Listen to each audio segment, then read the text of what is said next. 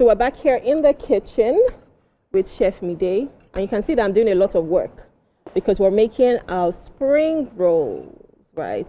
Chicken and vegetable spring rolls. See, I know the right size. I know how to do it. Chef Meeday, am I doing a good job? Yes, you are. Fantastic. So tell us, what have we done so far? So we've been able to do the chicken. We've been able to cook it. I actually pan-seared it, so I was able to pan-sear it to perfection. Then I was able to, I cut the veggies. Then I had to stir everything together. So like a stir fry? Yes, like a stir fry. Fantastic. Then you had to mix the chicken with it. With the veggies. So what seasoning did you use? I used chicken flavor, just a bit of chicken flavor and salt. Okay. So no mayo, no nothing. No, so it's just strictly the vegetable that is here. Yes, it's just the vegetable. Fantastic. And a bit of chili, because I know you mentioned Cameroon pepper and chili. Yes, I used chili. How about the parsley? Where did that I'm just going to use that to garnish. Oh, to garnish the spring roll. Yes. Is that when you're done frying? When I'm done frying. Fantastic. So right here, we're making our chicken spring rolls with vegetables, and that's what Chef Meeday is doing over here. So you can see how she's gently wrapping it, very gently. And then she's telling me, you know, off air, that making the dough itself, can I call it a dough? What would you call it? A shit. A shit. Fantastic. Making a shit, you know, she had to use just salt and flour. Now, if you're at home and you would love to make this, I'm sure you can see the ingredients list on the screen, so you can just jot it down. Even if you don't have all of it today, whenever you go into your supermarket to shop, you can just buy them and ensure that you follow our cooking process. I'm sure this is Chef Meeday's special. Is this your special? Yes, it is. Yeah, because this is a different, and I feel like this is one of the richest spring rolls I've ever seen, because some of the ones that you get, you know, it's just vegetable that is inside or very little pieces of chicken, but here this looks really sumptuous. I wish you can smell the aroma in here. It smells so good, especially when she was frying the chicken. I'm like, if I could just take one, you know, and run away in slow-mo. That would have been perfect. So after this, what is next? Frying, and then we're done. Yes. So how long would it take to make your spring rolls from scratch? From scratch. Because I have to wait for the chicken to marinate, then I have to also I have to do the shit as well. So it has to take, the shit actually takes a while. Oh really? Because it's one after the other? Yes, one after the other. So depending on the number you're making. So, but within an hour or thereabout, you should be able to finish, yeah. So at least while you're making the sheet, you can be marinating your chicken. Yeah. Then when you're done with the sheet, you just do your veggies. And see that. Yeah, that makes a lot of sense. That makes a lot of sense. So how many spring rolls are you looking to make with this? Well, I actually made 50 of the sheets, but I don't 50? intend using all of it. Okay. So I just... Can you keep it? Yes, you can. So how long would it last for? I like my things fresh, so I really don't like keeping it for a long time.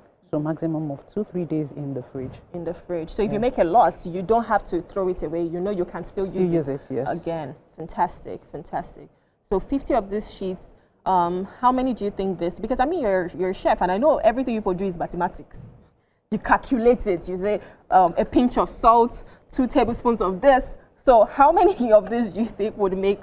How many of the? Yeah, the veggies. How many do you think would get spring rolls off? So it now depends. If I'm actually selling it, then I shouldn't use more than 1 tablespoon for the scoop, whatever I'm picking into the spring roll. And if you put too much of it, you begin to tear your shit. Oh. So you don't have to put so much of it. So you can roll it properly. So you can roll it properly and it stays intact. Okay. Because I was thinking, like, maybe I can just make a giant one. You know how they have those jumbo size shawarma. Maybe I could just make that. That's what I'm trying to actually fill this shit up. That's why I'm having a little bit of tear here and there. Oh, I see. But this is a very good snack. I love spring rolls. Personally, I love spring rolls. So do we start heating up the pan? Yes, please. You know, for just do one more. For the frying. I can help with that. I can help with frying. Okay, so you're telling me about, you know, doing culinary school, right? Culinary, yeah. Yeah, for 6 years professionally. So well, as a student initially, then as an instructor, 3 years. 2 years. So what is it like having to teach people how to cook? And I'm sure this is not the only thing that you make. What other things do you make, and how is it having to impact people with cooking? When it has to do with cooking, I it's what I love doing. It's what I enjoy doing. I can do it. You can wake me up and I won't stress over it. I love it. But teaching sometimes, it's not like it's difficult, but it's you dealing with difficult people. Oh. People who actually come in just for the fun of it. And you just see people come in because they just want to learn how to cook for their own personal reasons. Oh. So, they don't pay as much attention as they should.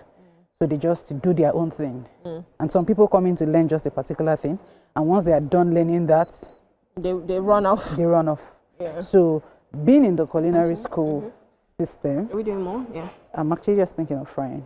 Okay. Okay. So you want to fry this first before you continue? Okay, let me just do a few more. Okay. So being in the culinary, you just need to be patient. Being in the kitchen sometimes can put you under tension.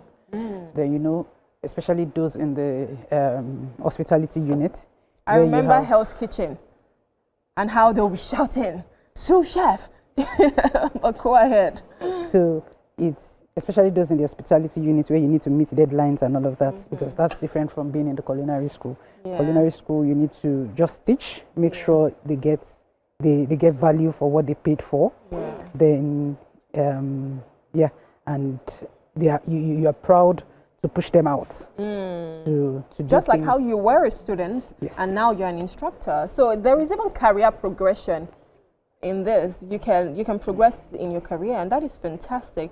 So I know a lot of people have their strengths. Some people will tell you, you know what, I'm great at traditional, at African dishes, right? And some people tell you, I'm great at continental. What is your own strength? Well, I love Afrofusion, actually. Afrofusion. Yeah.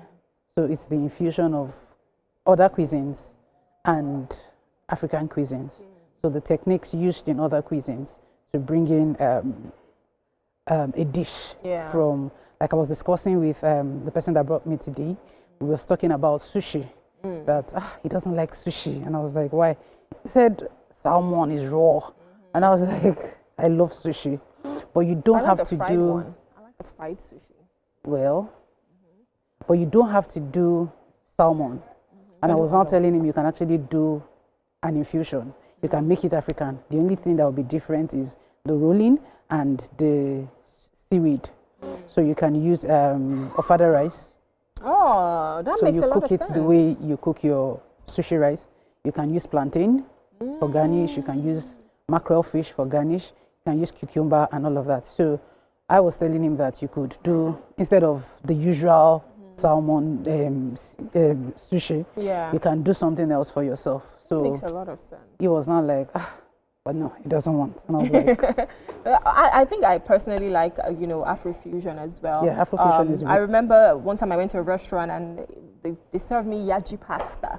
That was one of the best pasta I've had, and I'm like, what? This is like African, but in an Italian dish. Exactly. It was so nice, and I think one time was like smoked snails or something. And there are lots of restaurants now that are doing that. Like your taste buds will literally just tingle. Now imagine you doing your pasta from scratch, then infusing the yaji in it. Wow. In the sheets, right? That would make sense. I think I need to learn how to make pasta, actually. It's actually not difficult. Really? Really? Fantastic. Maybe me and you will have a talk after this. We'll definitely have a talk on, having to teach and instruct. Okay, so when we're done with this, you said we're frying, but I think the rolling also takes a bit of time, right? Yes, it does. Yeah. So that's why you would probably take an hour. So this is fine for now. Fantastic. Okay, the pot is hot, so we'll just have our oil. Okay. Over here. So right here, we're making our chicken vegetable spring rolls with Chef Meeday. And if you're home, I hope you're salivating as well, because this is looking really, really good. And we've just been taking our time, just, having to talk to each other, as well as making our spring rolls, so rolling it. And that's what Chef Meeday has been doing. I don't know if this oil is enough, or do you want more? A little more. Okay, a little more. So that's all this work I'm doing is because of the spring rolls I want to eat. Because I cannot wait, even though Mike has already told you that he's the man for the quality control. But I'm right here in the kitchen. It would not pass me by. Right, so what's next? What is this? This is the dip.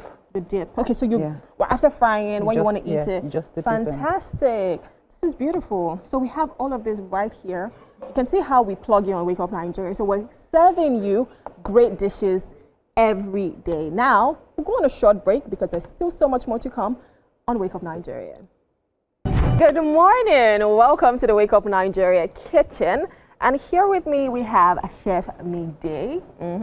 She's about to make something really nice for us. So if you're thinking of snacks, you know, something that you can just have on the go quickly, this is what you should be making today. Now, Chef Meeday, please tell us again what you're making. Okay, I'll be making spring rolls with chicken, vegetables, and the vegetables include carrots, cabbage, that's red cabbage and white cabbage, then a little bit of chili. So it's going to be a little bit spicy. Yeah, it's going to be spicy. Oh, nice. And then we have our parsley over here. So let's walk through the ingredients. What is on this table right now? Okay, right now I have chicken breast. It has been marinated with salt and black pepper. That's all, nothing else. So keep it simple. All right. Then I have the sheet, the spring roll sheet.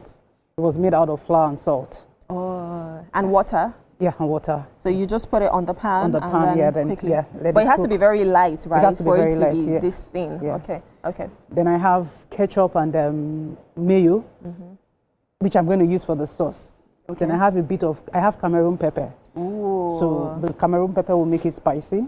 Then I have seasoning cube and salt, which I would use to toss the chicken in when I'm frying it. Okay. Then I have flour there as well that I'm going to use for a slurry.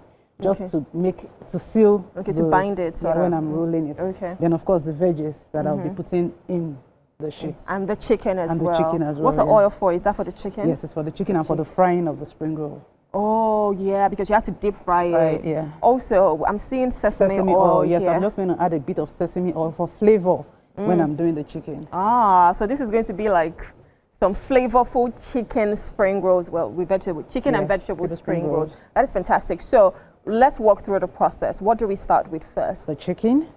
Okay. So I'm going to pan-sear the chicken. Okay. It has already been marinated since yesterday. So I'm just going to pan-sear it. How long should you marinate your chicken for to have that proper flavorful chicken? For as long as you actually want. Ah, but a minimum of?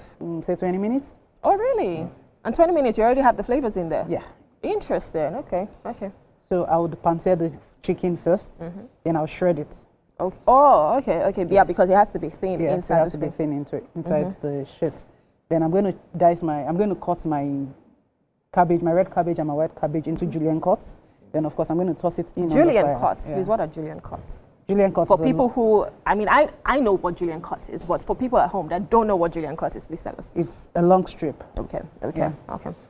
And then the carrots? The carrots, I'm just going to grate it. Grate it as well. That's why we have our grater over here as well. Okay. Yeah, so I'm going to bind everything together. Then I'll start wrapping in with the... So are you putting the vegetable and the chicken, everything together? Yes, I am. Or you're making them separately? No, I'm putting them together. So inside the pot, you're mixing everything? Okay. But that is after I have shredded the chicken. Oh. So where does the mayo and... So it's going to come in as a dip. After it has been fried, it will come in as a dip. That is this one? Yes. But these other ones are going to be for the chicken and the vegetables. This is the combination of these two is what we have here. Interesting. So you can, and it's like a southwestern sauce or the Thousand Island that they say. So you can make yours by mixing that. Yes, you can actually do that. Fantastic. So first now we're starting with our chicken, right? So over here we're going to turn on the hob and ensure that, we start with our chicken.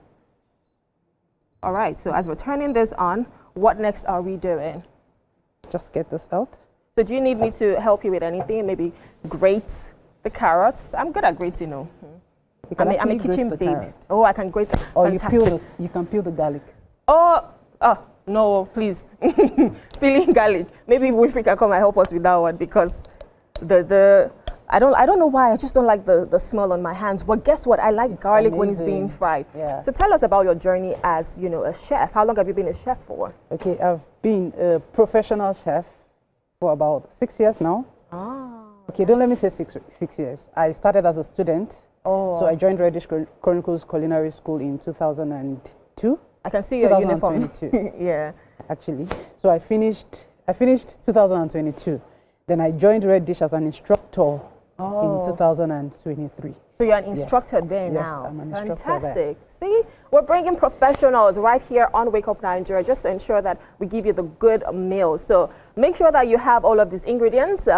Maybe if you have it at home, you can also make yours. But while we're doing this, it's time for birthday shout-outs. So are here, and Winfrey is on the other side. All right. Welcome to the Wake Up Nigeria kitchen. So before you eat, I actually have a question I wanted to ask you. Okay. So this situation, I know Basketball also mentioned it, of comedians asking for money on the stage. What do you think about it?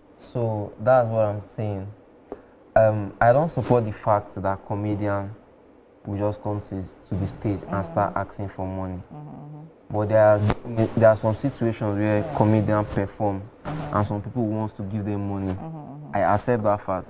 The reason being that we all know how the economy is, and there's no structure yet that are feeding comedians directly, especially the upcoming comedians. Okay. So if a comedian performs and people are willing to like give them money, it's appreciated. So he's taking it, but not outrightly asking. So I feel the reason why I said that because there are some comedians that just go on stage and start asking for money, and that you're spoiling the craft. But if you go perform and people like your performance and decide to give you money, I feel that's okay.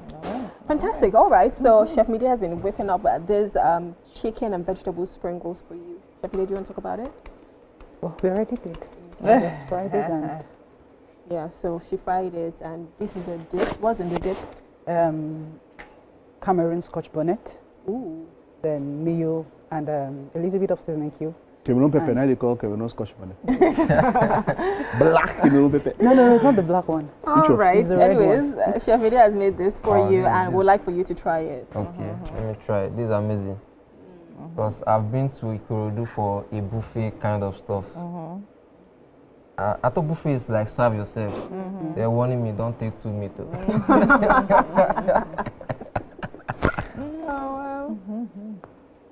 Like it. Yeah, good night.